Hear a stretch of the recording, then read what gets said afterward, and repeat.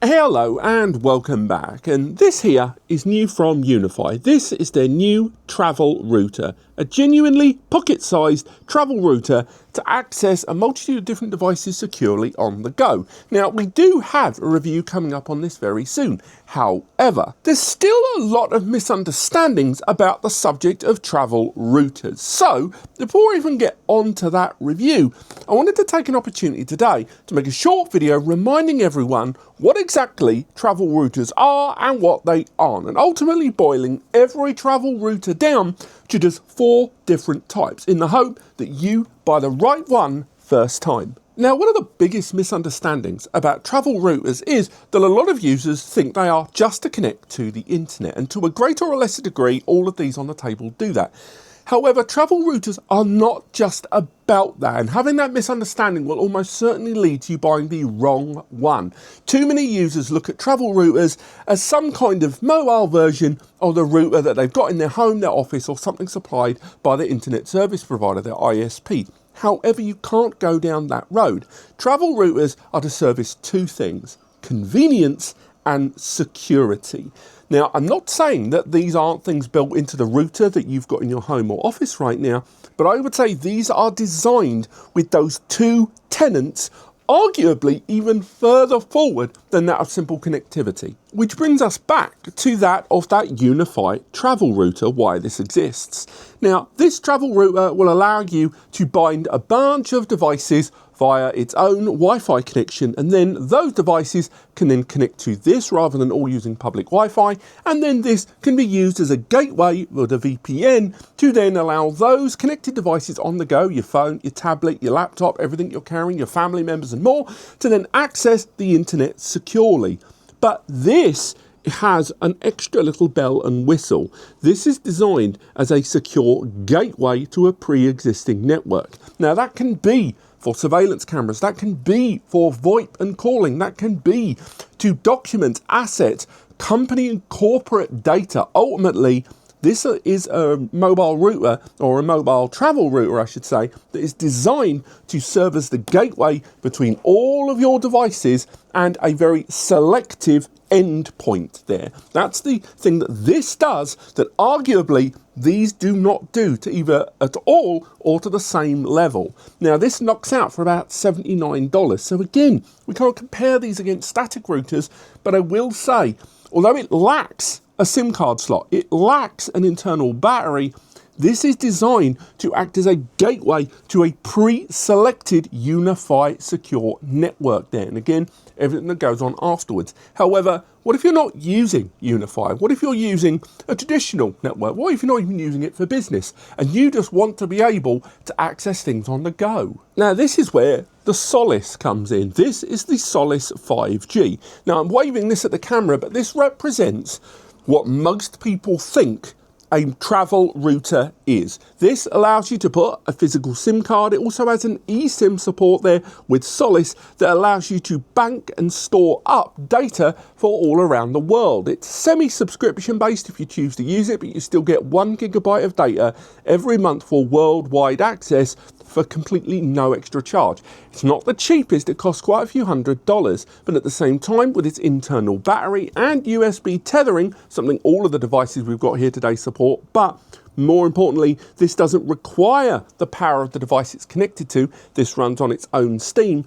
This is a much more simplified approach, really doubling down on that convenience angle there. However, keep in mind that VPN and encrypted access is a slightly different matter, and you're going to have to rely on your client device with a VPN software like Nord or OpenWRT or any of the ones out there. I'm not going to recommend any for this video, but this is about an internet gateway for, again, all of those devices to access one SSID, one Wi-Fi connection, and then have the internet output. However, keep in mind, it lacks some of the encrypted protocols that this does. Which brings us into our third section, Prosumer. These are ones where you want the security, you want the convenience and end-to-end point access that something like the UTR provides, but you want to go a little bit more out there, a little bit more open source, a little bit more customizable, and not so much bound in to a single ecosystem by comparison. This arrives with an OpenWRT based software, so you can switch to OpenWRT open source or use their own version. It has multiple failover, whether that is using a SIM dongle, using a public Wi-Fi, or utilizing physical network ports that, although are available there on the UTR, are completely absent on the Solis. This allows for a greater degree of wired and wireless connectivity, and thanks to its Wi-Fi 7 support, taking advantage of MLO, multi-link output, it means you can get a faster speed per connected device depending on their Wi-Fi architecture. Now, this again doesn't have an internal battery. It relies on being connected via a power source. It is a 5-watt power delivery device, just like that first one there. So you are kind of still bound to the physical device that you are utilizing, be it a mobile with a good power output, or a laptop, or even a tablet there. But what something like this brings to the table, although effectively double in price to that of the UniFi, is things like having file sharing support, connecting any USB drive and effectively mounting it as a NAS over something like Samba for your connected devices.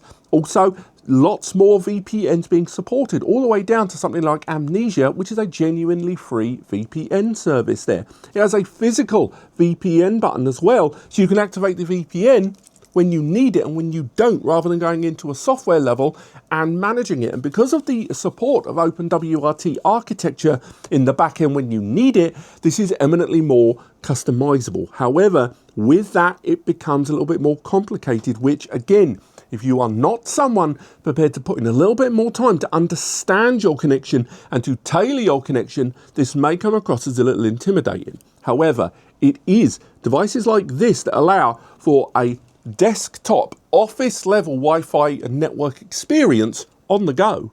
Which brings us to our fourth category of travel routers, arguably the rarest of all of them, but I would argue for startups, for small offices, or those that work on the go constantly, hello, it's the best one of all. And that is all-in-one travel routers. This is the Pulley AX, by far the most expensive one here on the table. This arrives with not only mains power input inside and an internal battery, meaning this can be used day to day in your normal static home or office environment. But when you're getting ready to go, you can then take this, detach it from your office, stick it in your bag, and it's also a travel router. It has exactly the same software and services of the Slate 7, but doubles down further with that internal battery. It also has an SD card storage slot and USB storage to add, again, failover dongles and more data for sharing. Also, it has a physical SIM card slot as well. So it allows you to bring your own internet connection on the go. It is not the cheapest. This is by and large 2 to 3 times more expensive than that of the UniFi offering, maybe 1.5 than the Solis, and well, we can't really compare these two really from the same brand. But I will say, for those of you that are looking for upgrading your standard static Wi-Fi setup in your startup or small office environment, and you haven't got your standard router yet, this allows you to cover a lot of bases. And if you've seen me in CES or IFA or Computex, there's every possibility that this sodding thing has been in my bag. Also, you can remove some of these antennae if they're going to get that annoying. And there you have it. Buying a travel router is not about the hardware. It's not even about the price, really. It's about how you need to access data and that kind of data. If your priorities are really just internet access and you just want that convenience more so than security, then chances are something like a Solis, which although has great connectivity for the internet, it does have slightly limited scope in terms of security. Whereas if security and confidentiality and access in the most secure way possible is your priority, something like the UniFi travel router will serve you well. It's convenient, it's secure, it doesn't have the bandwidth access or the multi-layered convenience of some of the other offerings over here, but in terms of portaling in to your confidential assets, there's very few better options in the market that hybrid in our single eco, like having a UniFi network with a UniFi travel router. Alternatively, if you're looking for something in the middle, something like a Slate 7 from GLI Net and routers like this one, they give you the full spec customization of the software, but still give you access via Wi-Fi 6 and 2.5 gig, 1 gig physical networking may be the right option for you, and that varying level of VPN support, of course. And finally, for those that want to make this purchase once, but want to leverage some of the budget they've put aside for their in-house internet services and network services, something like a Pulley all-in-one is going to be the device that covers all of your needs every single day. But just remember, it gets real expensive at this end of the table. Thank you so much for watching. Again, stay tuned for the review on the WTR soon. Apart from that, thank you so much for watching. If you're traveling this holiday, this Christmas, this 2025 into 2026, have a lovely time. And if you see me, ask me which travel router I've got in my bag. It might surprise you. But thank you so much for watching, and I'll see you next time.